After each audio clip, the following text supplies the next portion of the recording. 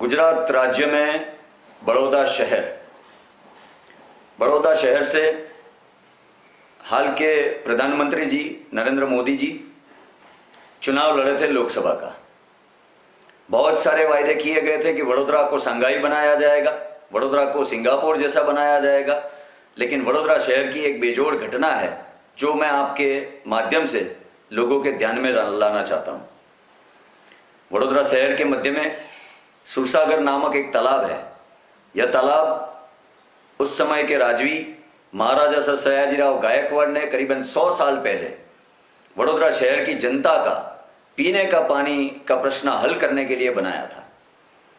इस महादेव के साथ में सुरसागर तालाब में एक विराट प्रतिमा महादेव की इस तालाब में खड़ी है।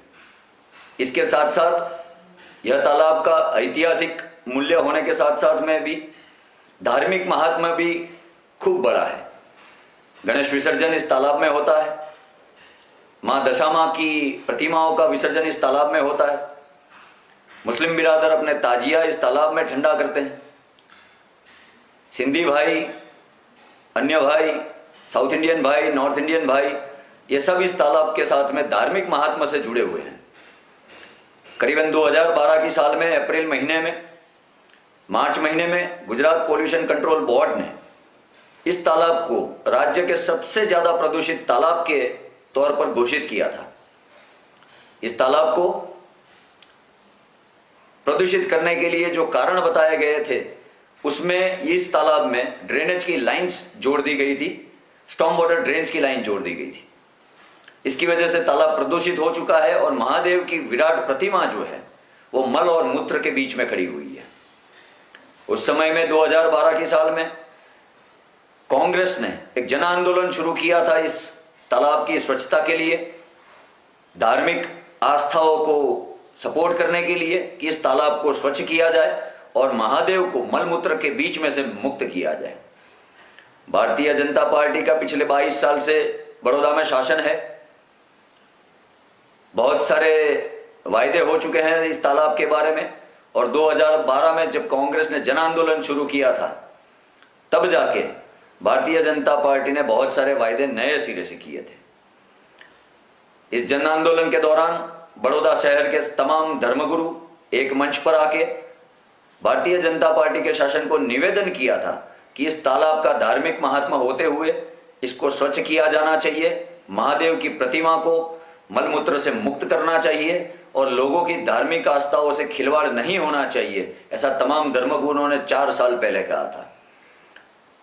राम के नाम पे वोट लेने वाले, धर्म के नाम पर वोट लेने वाले, जब चाहे धार्मिक पार्टी बनने वाले, जब चाहे सेक्युलर पार्टी बनने वाले भारतीय जनता पार्टी के शासकों ने उस समय बहुत बड़े वायदे कर दिए थे।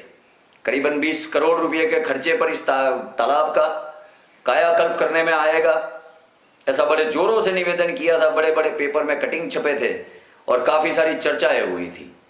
परंतु आज 4 साल के बाद 2016 में भी उस तालाब की हालत बिल्कुल वैसी की वैसी है। इस तालाब को और महादेव को कोई फायदा नहीं हुआ। नरेंद्र मोदी जी प्रधानमंत्री बन गए लेकिन नरेंद्र महादेव की प्रतिमा है वो मल और मूत्र से आज भी मुक्त नहीं हुई है। यह भारतीय जनता पार्टी का शिरस्ता रहा है, सिर्फ बातें करना, जुमलेबाजी करना, नारे लगाना, वायदे करना, लेकिन ठोस कामगिरी कोई भी नहीं करना। इसका बेजोड़ नमूना अगर देखा जाए तो यह सुरसागर तालाब है और उसके बीच में खड़ी, मध्य में खड़ी हुई महादेव की प्रतिमा है। आज भी प्रतिमा के आसपास गटर की लाइनें जुड़ी हुई है और फिर भी नए तत्कालीन मेयर श्री ने, भारतीय जनता पार्टी के मेयर ने और एक नया प्लान बनाया है। भारतीय जनता पार्टी के शासकों से मेरा स्पष्ट प्रश्न है, 4 साल पहले आपने वादे किए थे महादेव को गटर के पानी से मुक्त करने का। 4 साल के अंदर आपने कोई सिर्फ प्लानिंग किया है और कोई कामगिरी नहीं हुई है। दूसरी बात, अगर 4 साल आपको ड्रेनेज का कनेक्शन बंद करने में लगा जो कि सुरसागर तालाब में जा रहा है, तो आप सुरसागर की सफाई कब करेंगे, सुरसागर का कायाकल्प कब करेंगे? ये दूसरी बात हो जाती है। तीसरी बात ये हो जाती है कि अगर इनको ठोस काम करना ही था तो 4 साल किसमें, आज भी पेपर के ऊपर ही प्लानिंग हो रहा है और कब काम होगा, इसका कोई ठोस परिणाम कब आएगा, इसका कोई संज्ञान भारतीय जनता पार्टी नहीं ले रही है। ये तमाम धर्मगुरुओं का अपमान है, तमाम धर्मगुरुओं के निवेदन को भारतीय जनता पार्टी ने ठोकर मारी है। जनता के निवेदन को भारतीय जनता पार्टी ने ठोकर मारी है। महादेव का भी अपमान किया है। राम के नाम पे वोट लेने वाले इस पार्टी ने महादेव का भी घोर अपमान किया है, जिसको जनता कभी सहेगी नहीं। मेरा आपके माध्यम से वडोदरा की जनता को आह्वान है कि आइए हम सब साथ मिलकर एक साथ एकजुट खड़े होकर शासन पर अपना दबाव बनाएं, ताकि महादेव की प्रतिमा को इस मल मूत्र से मुक्त किया जा सके और लोगों की धार्मिक भावनाओं को ठेस न पहुंचे।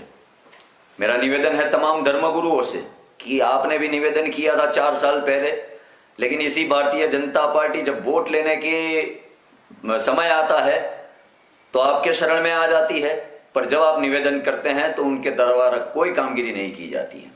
मेरा तमाम लोगों से, जनता से, तमाम धर्मगुरु से विनम्र निवेदन है कि आइए हम सब साथ मिलकर इस महादेव की मूर्ति को मल और मूत्र से मुक्त करें। माननीय प्रधानमंत्री जी को थोड़ा याद दिलाए कि आप यहीं से बड़ौदा शहर से चुनाव लड़े थे, जहां पर महादेव की प्रतिमा मल और मूत्र के बीच में खड़ी है। सांगाई बनाने की बात छोड़ दीजिए, हमारे महादेव को सिर्फ मल और मूत्र से दूर कीजिए तो आपकी बड़ी कृपा होगी और आपने अपनी जो चुनाव के दरमियान जो वादे किए थे उसमें से थोड़ा बहुत काम हुआ ऐसा दिखाई देगा। जय भारत, जय हिंद।